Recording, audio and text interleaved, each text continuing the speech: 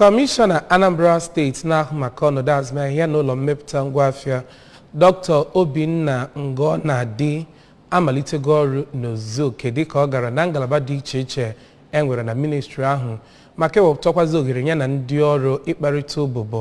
Kenechukwu dị ga-akọtọpụ akụkọ.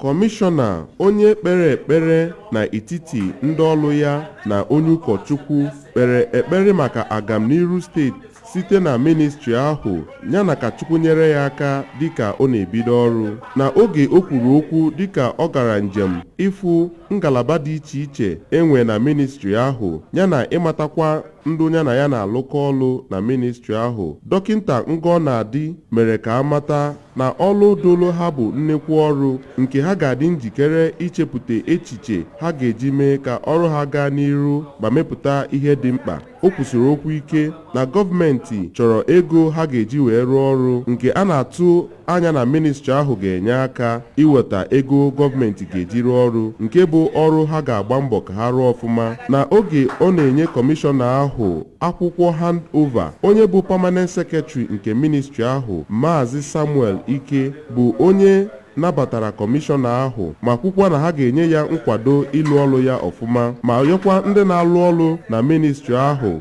ịdị uchu ma dị nkwado ịlụkọ ọrụ ọnụ ka ha wee gaa n'iru. Kọmishọna ahụ bụ onye mechara nwee nzukọ ndị bụ isi ngalaba dị iche iche na ministri ahụ. Na Ọka, aha m bụ Kenechukwu Chukwudị n'akụkọ ụwa ABS.